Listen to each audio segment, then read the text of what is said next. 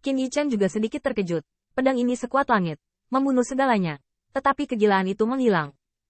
Namun, pada saat ini, minuman dingin Zhu Jiuyin mengganggu pikirannya. Kisah-kisah ini masih disimpan untuk diceritakan oleh keturunan Anda dari ras manusia. Kaisar Krazi Saber menyesal kehilangan Xuan Yuan dan dia berjanji.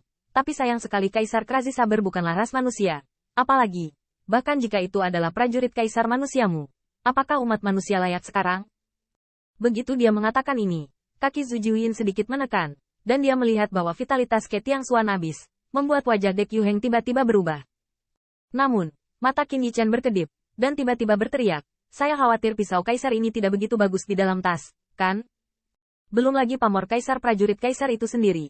Katakan saja pedang kaisar itu sebenarnya terjebak di platform batu. Platform batu berwarna abu-abu kecoklatan dan terlihat sangat primitif. Tetapi Qin Yichen tidak dapat melihat sesuatu yang tidak biasa. Tapi justru karena dia tidak bisa mendeteksi sesuatu yang aneh, Qin Yichen bahkan lebih terkejut. Pedang kaisar jatuh. Belum lagi platform batu belaka. Saya khawatir bahkan gunung suci dapat dengan mudah dihancurkan. Tapi Zhu Jiuyin mencibir tanpa berkurang ketika dia mendengar kata-kata, apa hubungannya itu denganmu? Zhu Jiuyin masih memegangi punggungnya, terlihat seperti orang tua yang reyot. Tetapi kata-kata dan perbuatannya penuh dengan dominasi. Tampaknya dia ada di sini.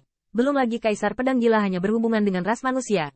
Bahkan jika Kaisar Pedang Gila adalah ras manusia, pedang Kaisar ini juga miliknya. Feng Nianwu juga mengertakkan gigi. Lilin Jiuyin, ini milikmu. Kata-kata ini memprovokasi kelompok cemoohan Jin Wu Hao Huang. Manusia klan binatang. Berani berbicara dengan kejam. Kupikir 5 kaisar umat manusia adalah yang pertama di dunia. Tapi sekarang mereka adalah klan hewan murahan. Kaisar Pedang Gila memakai Xuan Yuan. Dan pedangnya bukanlah sesuatu yang bisa kau lakukan dengan makhluk murahan ini. Feng Nianwu membuang lengan bajunya dengan marah. Bahkan Qin Yichen tidak mau. Tetapi tidak mungkin. Zhu Jiuyin berdiri di sini. Itu cukup untuk menekan semuanya. Namun, yang tidak semua orang harapkan adalah Feng Nianwu. Yang awalnya melemparkan lengan bajunya dengan marah dan hendak berbalik. Tiba-tiba berkedip dan membunuh Zhu Jiuyin. Lebih tua. Qin Yichen kaget. Meskipun kedua tetua juga raksasa, mereka tidak cukup di depan Zhu Jiuyin. Variabel seperti itu bahkan tidak dipikirkan oleh Ke Yuheng. Tetapi hasil provokasi Feng Nianwu terhadap Zhu Jiuyin tidak diragukan lagi. Tetapi saat berikutnya, semua orang tercengang. Termasuk Golden Crow Hao Huang dan sekelompok ahli pengadilan iblis kuno, semuanya tercengang. Saya melihat Feng Nianwu meledakkan pergelangan tangan para dewa, dan itu tidak mengherankan dengan mudah dicekik oleh Zhu Jiuyin, dan telapak tangan dewa Zhu Jiuyin lainnya hanya 1 inci dari roh surgawi Feng Nianwu.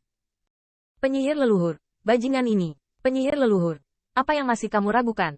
Tampar bajingan ini sampai mati.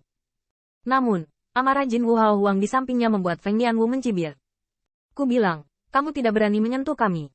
Wajah Zhu Jiuyin tidak yakin, dan Qin Yichen juga terkejut. Dia tahu bahwa Zhu Jiuyin agak cemburu, tetapi dia tidak menyangka bahwa penatuan Nianwu begitu provokatif sehingga telapak tangan Zhu Jiuyin belum ditembak. Salah. Qin Yichen mengarahkan matanya ke sampingnya. Sebelumnya, Zhu Jiuyin sepertinya telah menyebutkan beberapa rahasia. Itulah mengapa dia tidak mau bergerak.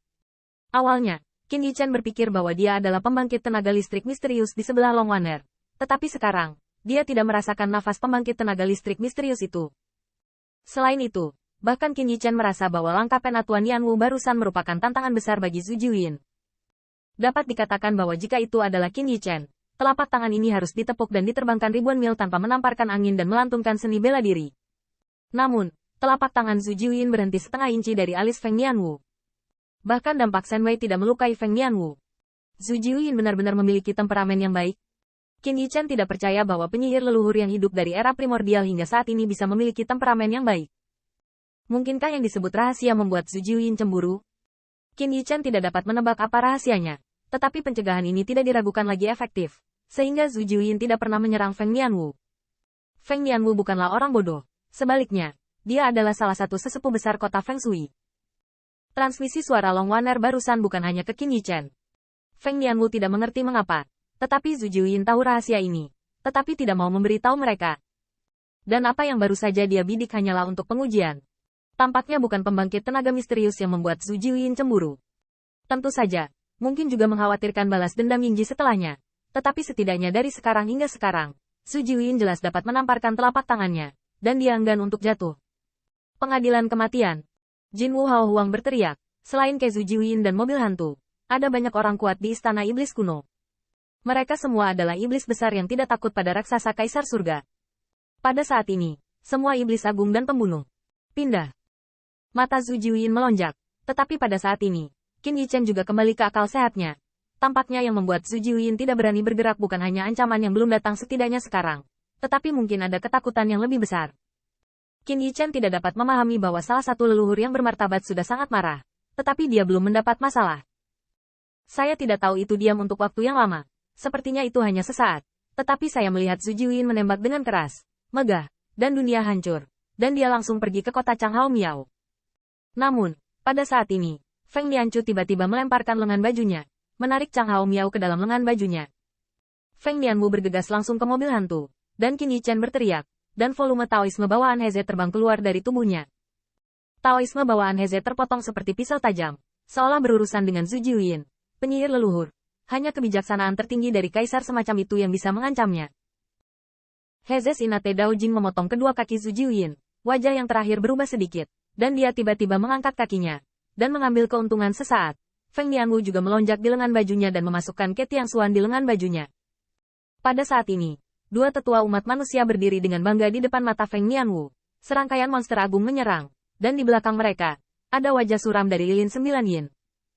Feng Lianwu melihat ke belakang pada saat ini. Sesepuh manusia yang telah menghabiskan sebagian besar hidupnya di berbagai wilayah bintang dan diburu oleh Kaisar Surga dan alam semesta kuno. Memunggungi Zhu Jiuyin dan tertawa liar. Ku bilang, kamu tidak berani menyentuh kami sama sekali. Feng Lianwu menoleh perlahan. Bahkan tidak lupa untuk menggenggam tangan Zhu Jiuyin. Dan dengan lembut menepuk wajahnya beberapa kali. Ada sejenis, kamu pukul aku. Wajah Zhu Jiuyin begitu parah. Ketika penyihir leluhur ini, orang kuat yang telah menjadi penguasa dunia sejak zaman yang hebat, begitu terprovokasi. Namun, umat manusia, yang disebut hewan rendah oleh langit dan bumi, sedang memegang tangannya dan menepuk wajahnya saat ini. Tetapi Zhu Jiuyin tidak berani mengambilnya dengan telapak tangan.